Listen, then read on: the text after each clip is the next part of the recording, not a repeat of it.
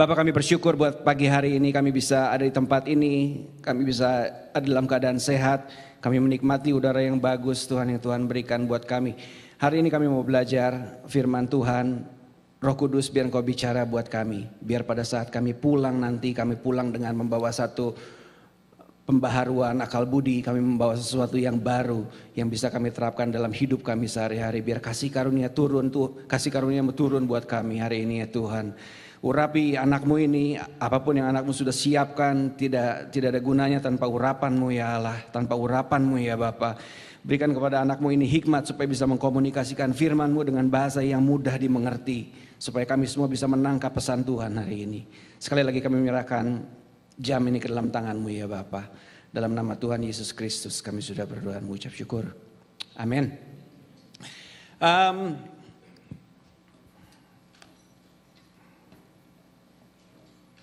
Ada yang udah praktek berkomunikasi sama Roh Kudus minggu ini? Minggu kemarin Ko Billy khotbah tentang Roh Kudus kan, pribadi Roh Kudus ada?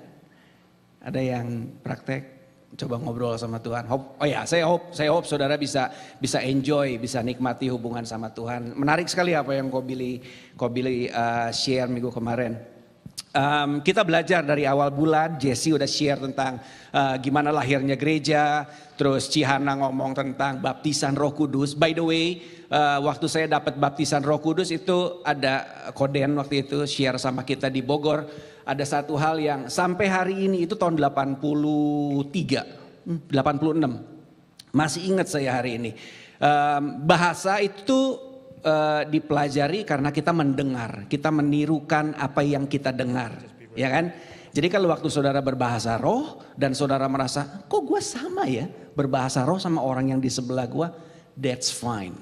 Karena bahasa dipelajari dengan mendengar. Orang yang tuli itu kan gak bisa ngomong rata-rata kan. Orang yang bisa mendengar itu akan menirukan apa yang dia dengar sampai akhirnya dia bisa ngomong sendiri. Jadi kalau saudara pas dapat bahasa roh, kok gue sama bahasa rohnya sama orang-orang di sebelah, that's okay.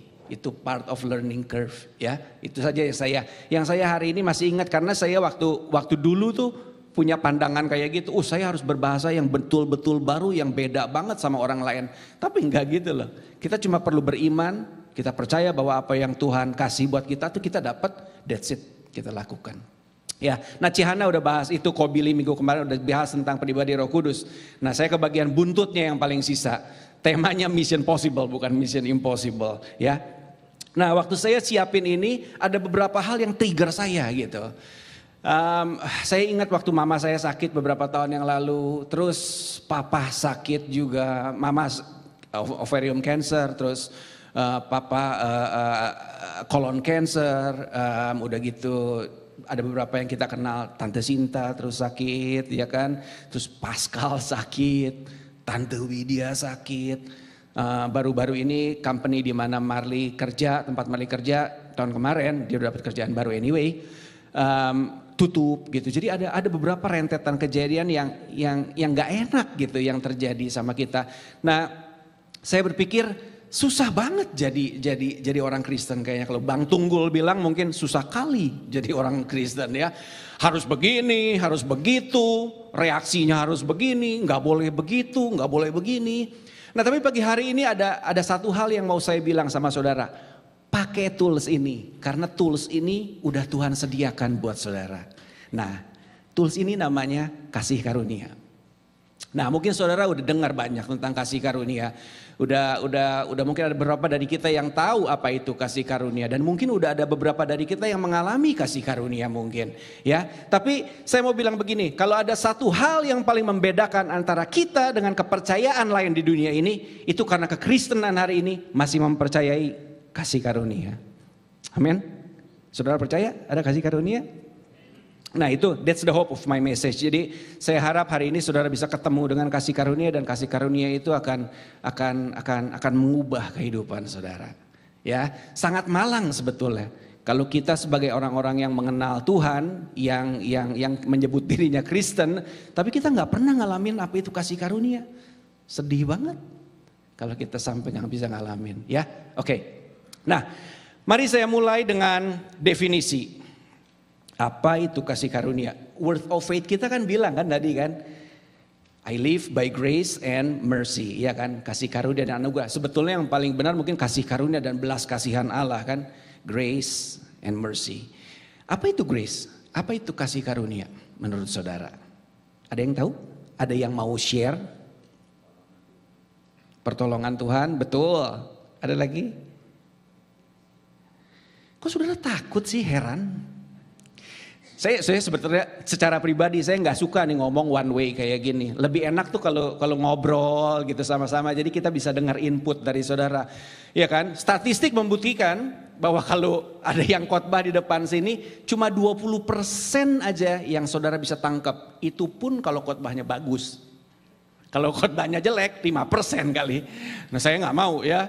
Saya nggak mau kayak gitu. Tapi hopefully saudara bisa tangkap. Nah, saya suka komunikasi sama teman-teman gitu ya, suka dengar inputnya dari mereka. Nah, apa kasih karunia kira-kira menurut saudara? Nggak ada? Oke. Cihana pernah ngomong tanggal 12 April kemarin. You will know the truth and the truth will set you free. Itu adanya di Yohanes 8 ayat 32. Dan kamu akan mengetahui kebenaran. Dan kebenaran itu akan membebaskan, akan memerdekakan kamu. Bahayanya begini, karena kita nggak tahu cara mendefinisikannya, kita nggak pernah tahu secara jelas apa artinya. Karena kita nggak pernah tahu secara jelas apa artinya, kita nggak pernah percaya hal tersebut dan kita nggak pernah bisa nikmati hal tersebut. Itu yang paling berbahaya. Ya, nah firman Tuhan di Yohanes 8 ayat 32 bilang kan, dan kamu akan mengetahui kebenaran. Dan kebenaran itu akan memerdekakan kamu. Nah, apa artinya itu? Cuma kebenaran yang kita tahu yang akan memerdekakan kita. Enggak semua kebenaran memerdekakan kita. Jadi saudara perlu tahu apa itu kasih karunia. Baru saudara bisa enjoy kasih karunia. Saya pulang bareng Coach Steve sama Ci Inge minggu kemarin dari AGM. Dari sini. Naik Mercy. Sedap. Enak emang.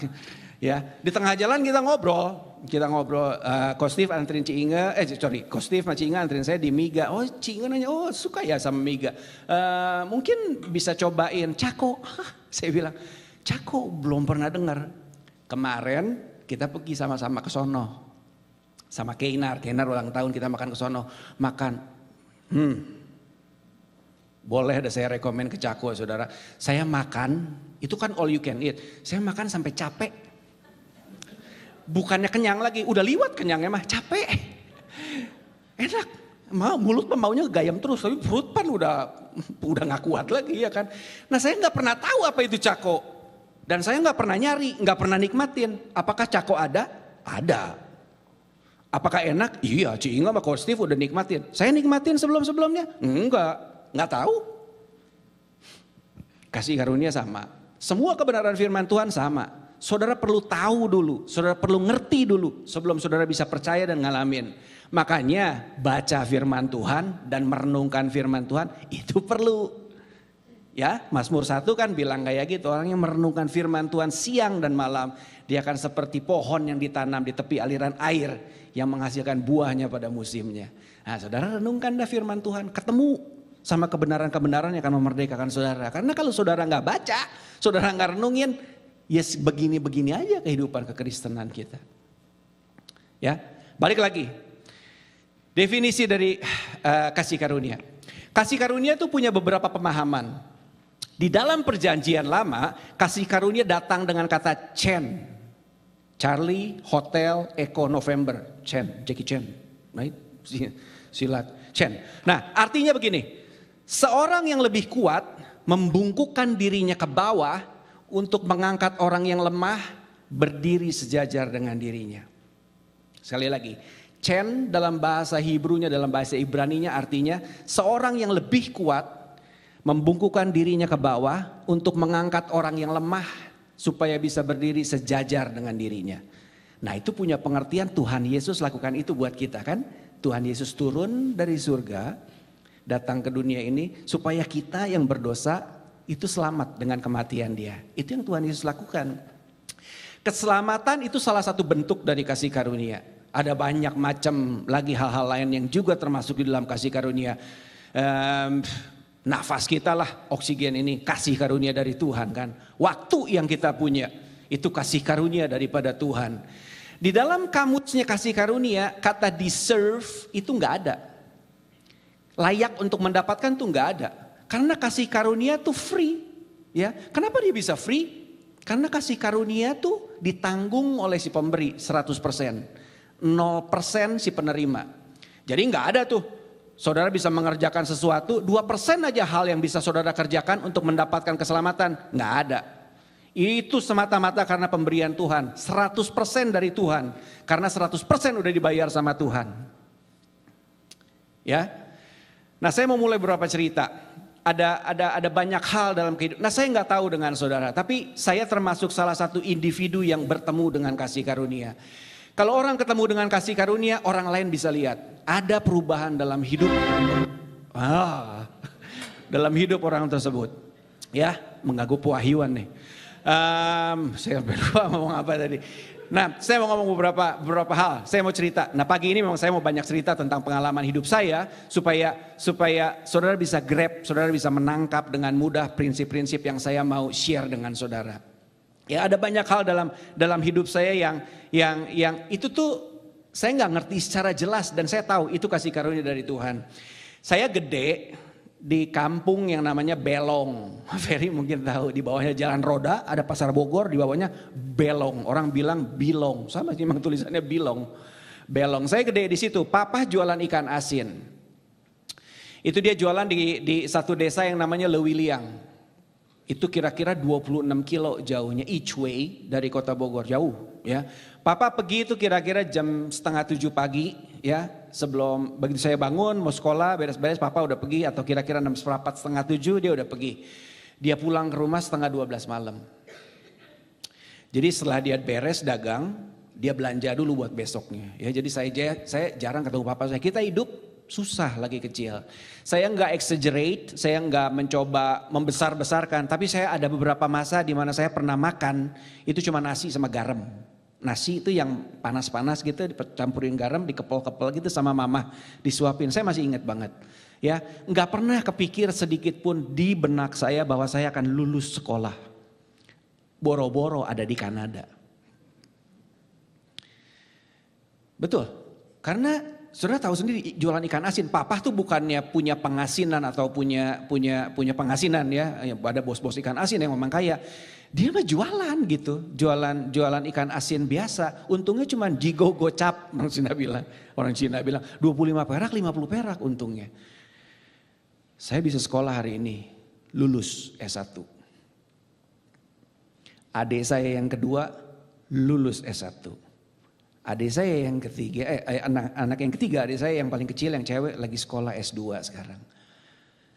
Nah you tell me, saudara kasih tahu ke saya, apa itu namanya? Kalau bukan kasih karunia. Betul gak? Wow, saya juara kelas dari 0 kecil sampai 3 SMP. Nomor 1 terus, gak pernah, never miss a year. Gak pernah dalam 1 tahun tuh saya gak juara 1. Selalu ke depan, kecil-kecil gitu, juara 1. Dari mana kemampuannya? Orang bilang kan lagi umur 1 sampai 0 sampai 5 tahun harus makan yang bergizi kan, supaya otaknya bagus. Makan gizi apa? Dulu lagi kecil. Duit juga cekak, ya kan? Kita rumah kecil dari bilik, saya tidur tuh di kamar susun, di bawah engkong saya, papahnya mama saya, di atas saya sama papa saya. Ada satu kamar lagi kecil, mama saya tidur di situ. Kecil tuh saya bengek. Sebelah kamar saya kandang ayam. Nah kalau pagi lagi kecil saya suka nyolok-nyolok pantat ayam tuh. Mau tahu ada telurnya apa enggak. Karena kita makan telurnya. Betul, makan susu tuh. Kalau jam 4 sore ada tukang susu yang ngider. Di Belong, di kampung Belong itu. Karena kita deketan tuh. Ada 3 kampung namanya Belong, Lebak Pasar sama Pulau Gelis. Nah Lebak Pasar itu ada kandang sapi. Itu ada orang yang meresin sapi, tukang susunya tuh kalau sore udah beres dia ngider, dia jualan susu ke kita. Nah telurnya dari mana? Ya itu colok-colok pantat ayam saya. Pagi-pagi makan. Cuma itu doang. Ya kan di sebelah kandang ayam tidurnya. Bengik. Lagi kecil. Hari ini bisa sehat loh. Dari mana coba itu kekuatannya? Kalau bukan grace. Saya banyak ngalamin saudara yang namanya grace. Luar biasa banget. Ya, Keinar lagi pertama kali dia mau datang ke sini. Kita kan dapat permanent resident kita tahun 2001.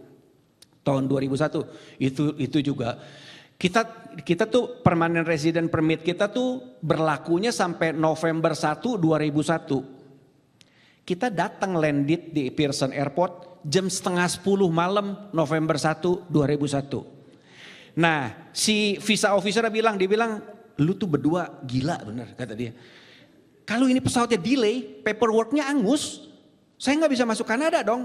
Kita nggak kepikir kayak begitu coba. Aduh, makanya saya bilang benar-benar grace. Nah, setelah itu kan kita punya anak Keinar kan. Jadi setelah waktu kita dapat permanent resident permit itu, Keinar belum hamil si Marley. Setelah itu hamil. Nah, kita minta returning resident permit di Indonesia. Apply ke sini lewat Green and Spiegel, mintanya $1.500, ya kan?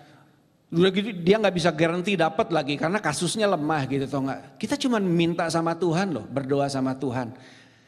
Nggak pakai siapa-siapa, datang ke kedutaan di Wisma Indonesia kalau nggak salah di Jalan Sudirman, Wisma Indonesia 2 kayaknya, Jalan Sudirman di situ, ketemu sama Bu Endang segala rupa waktu itu.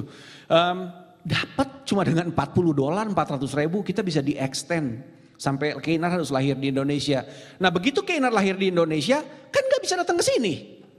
Papa mamanya PR, tapi kan secara otomatis dia bukan PR, kecuali saya citizen. Excuse me. Kecuali saya citizen kan, ini kan enggak PR. Jadi susah anaknya dalam status visitor kalau mau masuk sini.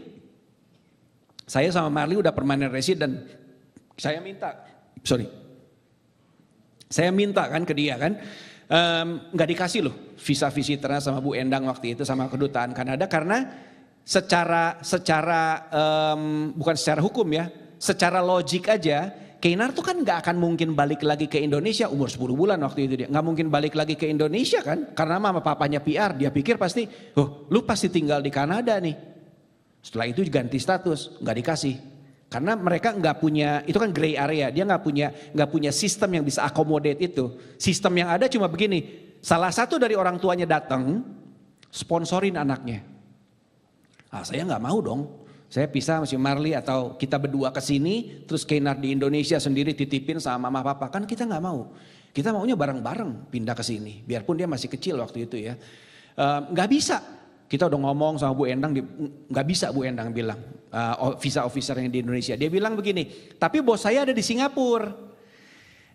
Kalau Bapak mau, Bapak ngomong tunggu aja minggu depan dia datang dari Singapura. Bapak bisa ngomong sama dia. Kali-kali dia bisa berbelas kasihan dan dikasih, ya kan?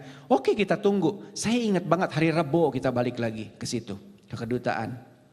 Jam 9.30 itu appointmentnya. Jam 9 kita udah datang kalau nggak salah waktu itu. Saya duduk di depan situ, si Marley agak di sini. Saya berdoa sama Tuhan. And terus saya got impression gitu. Kita akan dapat tanpa kita harus interview sama bosnya. Si Marley juga rupanya dapat yang sama, cuman kita nggak share karena saya duduk di ujung dekat booth visanya, si Marley di sebelah kanan, di sebelah sini ya. 9.30 dipanggil, yang panggil Bu Endang lagi, dipanggil nomornya masuk ke ruangan, bukan ruangan bosnya loh, ruangan tempat visa interview di situ dipanggil ke situ. Begitu kita masuk, si Bu Endang bilang gini, wah Bapak ini sangat diberkati.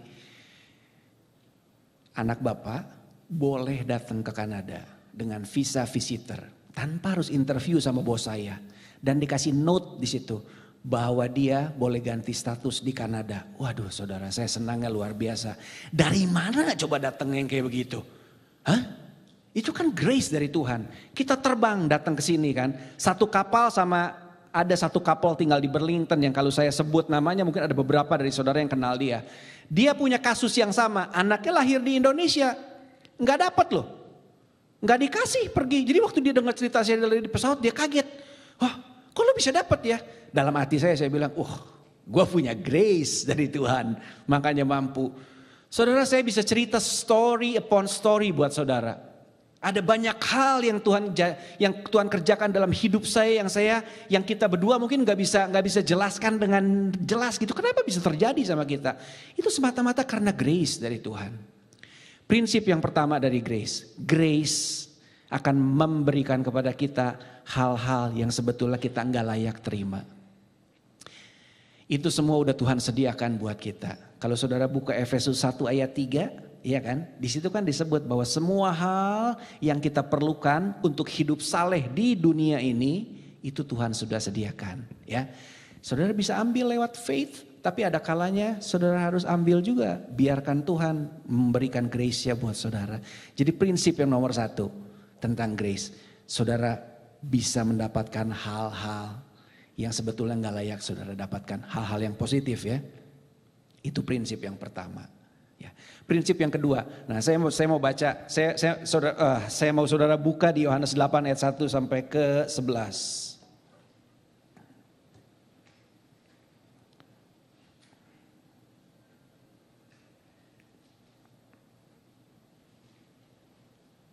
Dapat?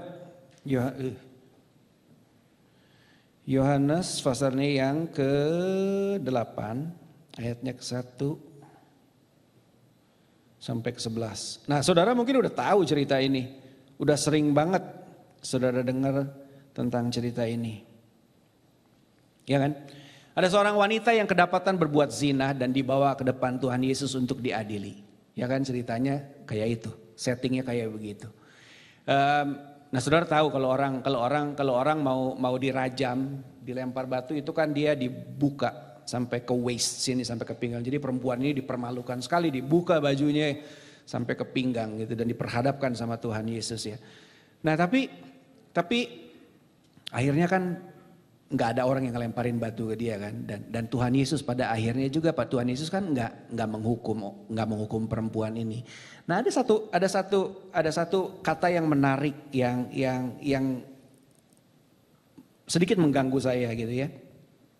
Di ayat 11 Tuhan Yesus kan bilang gini kan, lalu kata Yesus, aku pun tidak menghukum engkau, pergilah dan jangan berbuat dosa lagi mulai dari sekarang. Nah, saya tulis ini di CBS karena menarik sekali.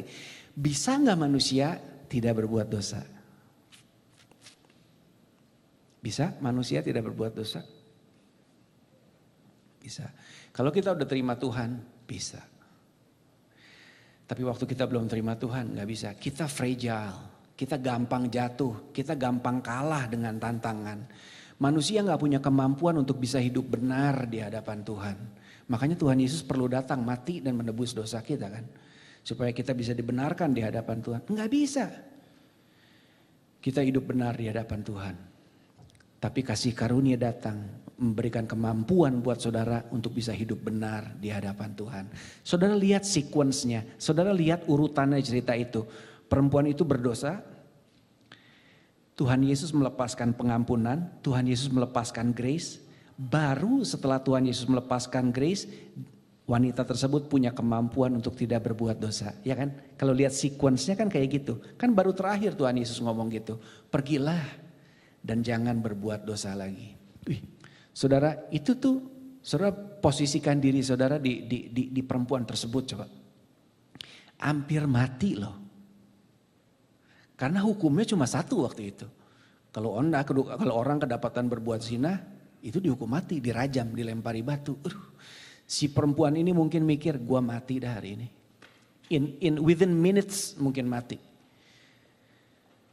After 10 long minutes mungkin setelah orang-orang semua pergi, dia gak mati. Dia terima kasih karunia dari Tuhan.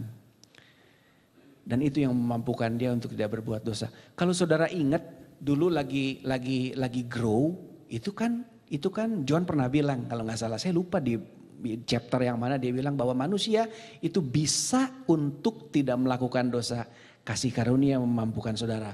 Di perjanjian baru, kasih karunia itu datang dengan bahasa Yunaninya karisma. Charlie Hotel Alpha Romeo India Sierra, charis tulisannya. Itu tuh empowering structure yang Tuhan tempatkan dalam diri kita supaya kita bisa melakukan hal-hal yang gak bisa kita lakukan dengan kekuatan sendiri. Jadi ada banyak hal di dunia ini yang sebetulnya kita gak bisa lakukan dengan kekuatan kita sendiri. Tapi kita bisa tuh. Dari mana kekuatannya? Dari Tuhan. Itu kasih karunia datang buat saudara. Ya, dan nggak cuma tentang dosa aja, hal-hal sehari-hari lah. Banyak yang saudara mungkin juga nggak ngeh kalau saudara tuh lagi ketemu sama kasih karunia. Saya ngalamin di tempat kerja. Saya biasa kerja dulu sama mesin kan, lagi datang ke Kanada kerjanya labor, 3 tahun pertama tuh labor terus. Yang paling akhir itu kerja saya udah pernah cerita di sini, di Indalex namanya, itu aluminium extrusion. Jadi saya kerja di depannya mold tungku, itu 1100 derajat Fahrenheit, panas banget.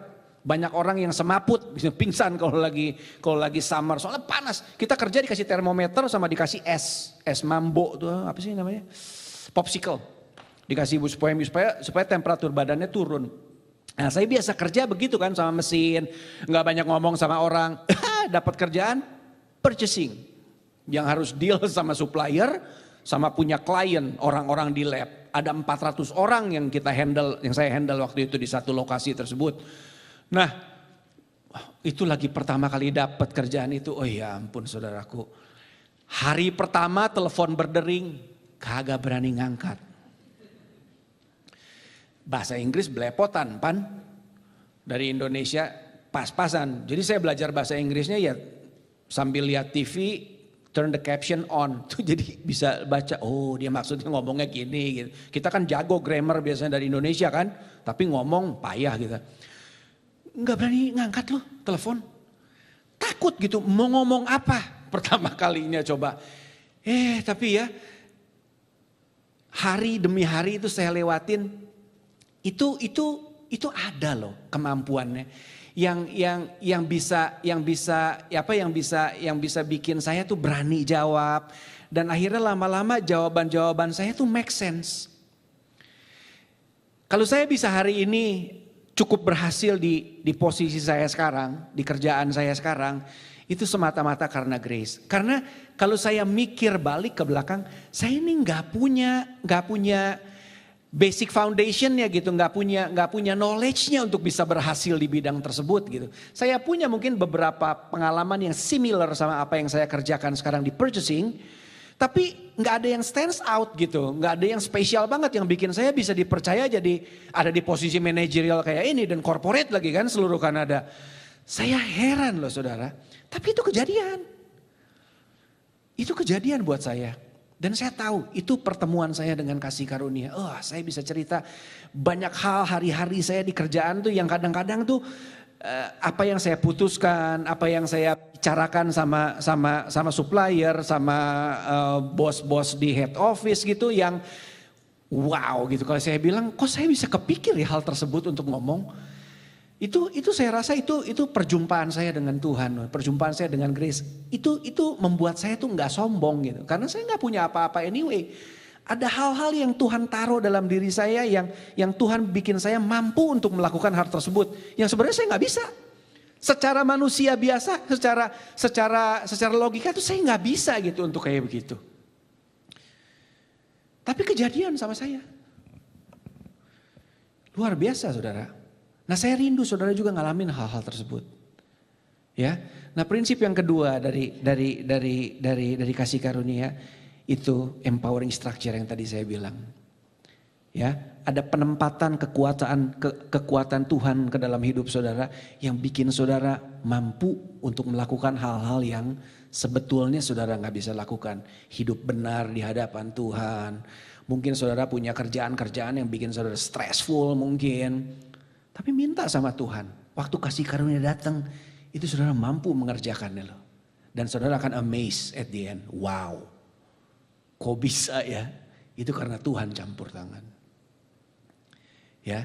Nah, yang paling akhir, prinsip yang ketiga. Kita baca di 2 Korintus 12 ayatnya yang ke-7 sampai ayat yang ke-10. Ini prinsip yang terakhir yang saya mau share buat saudara tentang kasih karunia. Ya, 2 Korintus 12 ayatnya yang ke-7 sampai yang ke-10. Kalau mau bagus, saudara baca dari ayat yang pertama. Tapi untuk menghemat waktu, kita baca dari ayatnya yang ke-7. Ya. 12 ayat yang ke-7 sampai 10. Saya bacain buat saudara. Begini firman Tuhan. Dan supaya aku jangan meninggikan diri karena pernyataan-pernyataan yang luar biasa itu, maka aku diberi suatu duri di dalam dagingku, yaitu seorang utusan iblis untuk menggocok aku, supaya aku jangan meninggikan diri. Tentang hal itu aku sudah 3 kali berseru kepada Tuhan, supaya utusan iblis itu mundur daripadaku. Tetapi jawab Tuhan kepadaku, cukuplah kasih karuniaku bagimu. Sebab justru dalam kelemahanlah kuasaku menjadi sempurna. Sebab itu terlebih suka aku bermegah atas kelemahanku, supaya kuasa Kristus turun menaungi aku. Karena itu aku senang dan rela di dalam kelemahan, di dalam siksaan, di dalam kesukaran, di dalam penganiayaan dan kesesakan oleh karena Kristus. Sebab jika aku lemah, maka aku kuat. Dari sekian banyak paradoks di dalam Alkitab, kasih karunia mungkin salah satu termasuk yang paling sulit dijelaskan. Waktu saya lemah, saya kuat. Begitu firman Tuhan bilang, right? Nah, saudara tahu siapa Paulus? Waktu Kobili tanya minggu kemarin, siapa tokoh yang paling saudara ingat waktu saudara ngomong perjanjian baru? Nah yang saya ingat langsung Paulus ya, sama kayak Kobili waktu itu. Gak ingat Roh Kudus, sorry bos, gak ingat Roh Kudus. Paulus, jadi waktu saya ingat itu, Kobili cerita gitu, oh iya Paulus bener. Siapa Paulus? Paulus itu sebelum dia bertobat, dia termasuk orang yang sangat radikal ya. Dia seorang pengikut agama Yahudi yang sangat taat. Orang yang punya pemikiran-pemikiran yang radikal. Untuk orangnya saat itu, this young man was powerful. Ya, dia penganiaya jemaat. Dia salah satu tokoh ke-6.000 dari Sanhedrin. Saudara Google aja apa Sanhedrin, itu salah satu tokoh elit yang ada di kaum Yahudi waktu itu. Dia tokoh ke-6.000 dari Sanhedrin, ya. Dia salah satu murid yang terpandai dari sekolah yang dipimpin oleh Gamaliel. Ya, buat orang Yahudi, anak muda ini powerful banget. Itu Paulus. Waktu dia bertobat, dia berjumpa dengan kasih karunia, hidupnya berubah.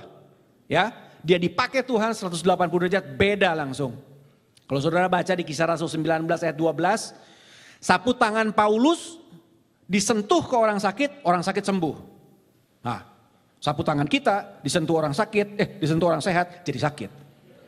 Nah, saya bercanda. Ya, Paulus powerful. Waktu dia khotbah, Eutikus tidur di belakang, jatuh dari balkon, didoain, bangun. Pergi ke Pulau Malta, digigit sama ular beludak, rattlesnake, kagak mati. Sampai sekampung bawa persembahan buat dia. Dia pikir, orang-orang ini pikir Paulus dewa. Powerful orang ini. Tapi di cerita ini disebut, ada duri dalam daging yang Tuhan taruh dalam diri Rasul Paulus. Tujuannya supaya dia tidak meninggikan diri. Nah, kalau ada dari antara kita yang tinggi hati, itu salah sendiri. Karena gak seharusnya kita tinggi hati, ya kan, ada banyak kekurangan dalam diri kita. Untuk Paulus kekurangan ini luar biasa sekali saudara. Saya coba Google, saya coba cari tahu, saya baca komentar, ada banyak tafsiran tentang apa itu duri dalam daging buat Rasul Paulus. Ada yang bilang sakit mata lah, terus ada yang bilang, ada yang radikal bilang kecanduan seks or anything like that. Ada yang bilang epilepsi. Ada yang bilang macam-macam pokoknya ya. Tapi yang jelas duri dalam daging ini nih nggak mengenakan untuk Rasul Paulus. Nah saya mau bilang buat saudara, buat kita masing-masing punya duri dalam daging. Kita punya apa yang namanya thorn in the flesh. Itu supaya kita nggak meninggikan diri di hadapan Tuhan. Ya, apalagi buat saudara-saudara yang dikaruniakan karunia yang sangat banyak. Itu biasanya ada sesuatu yang nggak mengenakan dalam hidup saudara yang membuat saudara tidak tinggi hati di hadapan Tuhan. Buat Rasul Paulus enggak mengenakan sekali. Alkitab menyebut loh, 3 kali dia berseru. 3 kali dia berseru sama Tuhan. Dan Tuhan bilang apa? Cukuplah kasih karuniaku bagimu. My grace is sufficient for you. Dia bilang buat Paulus. Enggak enak kan? Coba bayangin jadi Paulus. Paulus berdoa buat orang mati. Orang mati bangkit. Dia berdoa buat dirinya boro-boro. Enggak ada apa-apa, enggak kejadian apa-apa. Luar biasa enggak? disiksa, dirajam, berapa kali mau mati, karam kapal. Terjadi buat Paulus. Tapi ini yang saya mau bilang buat saudara. Sampai akhir hayat Paulus, sampai dia dipenggal, Paulus nggak menyangkal Kristus loh. Wow. Ngalamin segitu banyak kesulitan, Paulus nggak menyangkal Kristus. Coba kalau dia stay jadi anggota Sanhedrin, banyak duit kali, kaya, punya kedudukan, punya power, ya kan? Tapi waktu dia bertemu dengan Kristus, dengan kasih karunia, hidupnya berubah. Dan waktu dia ikut Kristus nggak gampang, dia nggak menyangkal Kristus. Wow, saya ngalamin 3 tahun datang di Kanada, punya hope, punya dream yang tinggi, datang ke Kanada, sampai Kanada jadi kuli. Saya kerja di 2 tempat. Saya kerja di Brampton dari jam 7 sampai jam 3. Saya kerja di Honda dealership di Mississauga dari jam 4 sore. Dari 4.30 sampai jam 9. Saya yang tutup gerasi di dealer. Cuciin mobil. Kalau lagi snow, saya harus datang jam 6 pagi. Saya harus push, saya harus dorong itu snow yang ada di mobil-mobil, di parkiran mobil bekas. Itu kira-kira ada biasanya kita punya 60 sampai 80 mobil. Di lotnya mobil bekas, diturunin semua ke antara mobil, disekopin ke tengah, nanti ada orang yang shuffle pakai mobil bawa ke pinggir gitu. Tiap snow minus 30, minus 20 waktu itu dingin banget sampai tangan pecah-pecah. Saya ngalamin kayak gitu 3 tahun. Tapi apakah saya menyangkal Tuhan? Mungkin kalau dengan kekuatan sendiri saya akan give up. Udah berapa kali mau pulang Indonesia balik. Tapi sampai hari ini saya bisa berdiri di depan saudara loh. Itu karena kasih karunia dan kekuatan dari Tuhan. 5 tahun di sini kerja kayak begitu. Cuma sakit 2 kali. Saya ini tukang sakit-sakitan di Indonesia. Si Marli tahu. Sampai teman saya di Tasik bilang, panggil nama saya si pilek. Alergi. Jadi kalau kena debu tuh pilek mulu gitu tuh enggak. Di sini boro-boro alergi. Enjoy. 5 tahun cuma 2 kali kerja kayak kuli loh. Tiap hari 16 jam kerja. Dari mana kekuatannya saudara? Saya harus lewatin itu. Ada banyak dari sini mungkin. Ada banyak di sini. Nah waktu saya siapin ini. Saya baca Eagle yang bulan Februari itu. Ya kan ada cerita tentang Santi. Ada cerita tentang Tante Santi. Cerita tentang mantunya. Saya udah cita-cita tuh. Gua mau ngomong sama Tante Santi. Supaya dia mau bersaksi. Untuk poin yang ketiga ini. Dipanggil babe di atas duluan. Keduluan si bos. Jadi iya ada, saya pikir itu bisa jadi kesaksian yang powerful sekali gitu. Saya ngalamin, saya nggak menyangkal Tuhan. Hari ini saya bisa, by God's grace I think ya, saya bisa tetap ada dalam Tuhan. Saya ngobrol sama Koben, saya ngobrol sama Marta Pascal waktu minggu-minggu kemarin. Kita cerita banyak tentang grace. Grace, terus grace. Tadi Fanny nyanyi juga kan? Grace juga. Wow, ya. Ada kekuatan dari Tuhan buat saudara. Mungkin ada banyak pertanyaan yang saudara punya saat ini. Mungkin saudara sakit. Saudara mungkin ngalamin hal-hal yang berat banget dalam hidup ini. Susah kali kalau kata Tunggul. Jadi orang Kristen. Tapi ada ini, satu tools ini. Saya khotbah ini, saya share ini. Bukannya saya mau melemahkan iman saudara. No, bukan. Bukan. But when grace takes over, even our faith doesn't count. Waktu kasih karunia mengambil alih, bahkan iman kita gak diperhitungkan sama Tuhan. Karena dia akan terjadi sesuai dengan maunya Tuhan, bukan maunya kita. Waktunya Tuhan, caranya Tuhan. Betul? Ada orang yang kadang-kadang bilang gini, kalau gitu grace, kita bikin dosa aja, grace, ya kan? Waktu Tuhan kasih grace sama kita, itu kan in advance, di depan, ya kan? Kan bukannya kita berbuat baik baru dapat grace, enggak. Tuhan kan kasih grace dulu buat kita. Itu Tuhan tahu, grace-nya bakalan bisa di-abuse sama kita, ya. Tapi saya mau baca satu ayat buat saudara. Titus 2 ayat yang ke-12 kalau nggak salah. I hope that's right. Titus 2 ayatnya yang ke-12. Saya mau baca buat saudara. Yes. Begini firman Tuhan, saya baca buat saudara ya. Dari ayat 11 saya baca. Karena kasih karunia Allah yang menyelamatkan semua manusia sudah nyata. Ia mendidik kita supaya kita meninggalkan kefasikan dan keinginan-keinginan duniawi. Dan supaya kita hidup bijaksana, adil, dan beribadah di dalam dunia sekarang ini. Saya baca sekali lagi. Karena kasih karunia Allah yang menyelamatkan semua manusia sudah nyata. Ia mendidik kita supaya kita meninggalkan kefasikan dan keinginan-keinginan duniawi. Dan supaya kita hidup bijaksana, adil, dan beribadah di dalam dunia sekarang ini. Jadi kalau ada orang bilang, kalau gitu kasih karunia aja, bikin dosa aja. Kasih karunia ada buat kita. No, enggak. Saya enggak percaya bahwa kasih karunia akan membawa saudara ke arah itu. No. Firman Tuhan bilang waktu saudara bertemu dengan kasih karunia, hidup saudara berubah. Manusia waktu dia bertemu dengan kasih karunia, tadi di awal saya bilang, orang lain bisa lihat. Saudara mungkin yang tadinya pemarah, begitu ketemu kasih karunia, dikit-dikit jadi sabar. Dulu suka nyolong, jadi enggak. Suka ngomongin orang, gosip, jadi bisa enggak ngomongin orang. Karena kasih karunia akan mendidik saudara untuk saudara meninggalkan kefasikan. Di dalam dunia sekarang ini loh disebut sama Alkitab. Kasih karunia akan membawa saudara mendekat kepada Tuhan.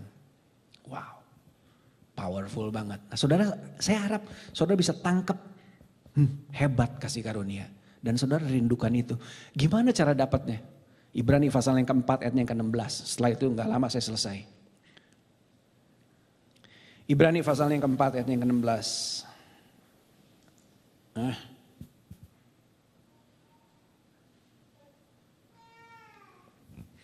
Ibrani pasal yang keempat ayat yang ke-16. Kalau saudara ingat waktu 2013 Kowing datang ke sini, sebelum dia pulang hari Minggu dia khotbah tentang peace and grace kan. Dia bilang bahwa untuk mendapatkan grace saudara harus punya peace. Saya mau tambahin satu lagi hari ini buat saudara. Saudara cuma perlu berani datang dengan rendah hati ke depan Tuhan. Saya baca ayatnya ya. Ibrani pasal yang keempat ayatnya yang ke-16. Sebab itu marilah kita dengan penuh keberanian menghampiri tahta kasih karunia. Supaya kita menerima rahmat dan menemukan kasih karunia untuk mendapat pertolongan kita pada waktunya. Tadi Fanny nyanyi lagu itu ya. Dari sini Ibrani 4 ayat yang ke-16. Kita cuma perlu datang ke depan Tuhan dan minta kasih karunia Tuhan turun buat kita. Ya. Waktu kita datang sama Tuhan, kita datang dengan pemahaman seperti ini. Bahwa imam besar kita, ayatnya yang ke-15 bilang, itu bukannya imam besar yang enggak tahu kita. Dia pernah mencicipi jadi manusia. Kristus pernah mencicipi jadi manusia. Pernah jadi manusia, pernah ngalamin enggak enaknya kayak kita. Jadi waktu kita datang kepada dia, minta sesuatu dalam nama dia, ingat dia bisa ngomong ke bapaknya di surga. Hei bapak, dulu saya pernah ngalamin kayak gini. Ya, jadi saudara bisa datang dengan berani ke depan Tuhan, minta Tuhan. Sekali lagi, saya bukannya melemahkan iman saudara, bukannya saya nggak mau faith saudara bekerja, tapi ada kalanya kita harus lay down our faith dan minta kasih karunia dari Tuhan. Dan waktu Tuhan menjamah kita, wow luar biasa. Ada satu nama Tuhan yang jarang sekali dikhotbahin saudara. Saya lupa ada 9 nama Tuhan kayaknya ya. Saya lupa, sorry lagi bos. Lupa, 9 kayaknya anyway. 2 Samuel pasal yang kelima ayat yang ke-20. Ada satu nama Tuhan yang jarang sekali disebut. Namanya El Perazim. Baal Perazim. Kalau saudara ada waktu di rumah baca. Ya, The God of Breakthrough. Wow. Saudara waktu saudara bertemu dengan kasih karunia.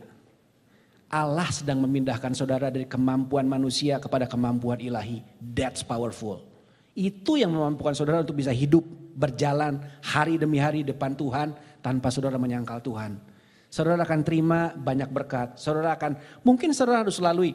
Kalau saya bilang grace itu kayak begini. Kalau lagi hujan, grace-nya begini. Saudara berdoa, bisa hujannya berhenti. Saya ngalamin waktu sekolah minggu di Kebon Raya. Kita ada Paskah waktu itu. Kita berdoa, locally berhenti loh hujannya.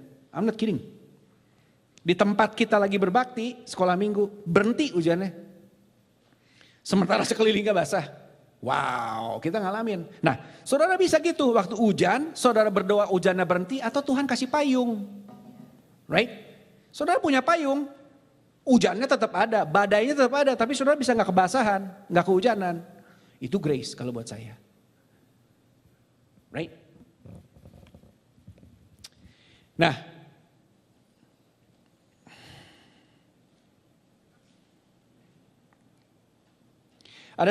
tadi balik lagi, ada satu nama Tuhan yang paling jarang disebut, the God of Breakthrough, Baal Perasim. Kalau saudara ada waktu baca, bagus ceritanya. Waktu itu orang Israel lagi dikepung sama orang Filistin. Daud tanya sama Tuhan, haruskah saya menyerang dari sini atau dari sono gitu ya. Tuhan kasih tahu. Dan mereka kalahkan orang Filistin. Tuhan, Daud sebut nama itu dengan nama El Perasim, the God of Breakthrough. Kalau Tuhan mau memulai sesuatu dengan saudara, gak ada yang bisa tahan saudara. Gak ada yang bisa tahan. Lihat Yusuf, within minutes dari orang yang jadinya prisoner mungkin, tawanan, jadi the second man, jadi second in command di Mesir. Apa namanya itu? Kalau bukan grace dari Tuhan. Ya, saudara perlu datang, minta sama Tuhan. Waktu faith kita udah gak work, udahlah Tuhan, di mana Tuhan, di mana iman, kayaknya kok begini aja hidup susah banget gitu, tau nggak? Minta datang sama Tuhan, itu tersedia loh buat saudara. Saudara tinggal ambil itu, minta sama Tuhan, karena waktu itu datang buat saudara, wow, amazing. Saudara akan lihat hasilnya, saudara akan at the end, saudara akan memuliakan Tuhan, luar biasa. Ya, saya selesai sampai sini. Saya harap apa yang kita omongin hari ini itu jadi berkat buat saudara. Waktu saudara pulang, saudara punya pemahaman itu di benak saudara dan saudara mulai pikirkan. Dan kalau saudara ketemu dengan hal-hal yang seperti itu, I really hope saudara mengalami kasih karunia. Right? God bless you. Thank you.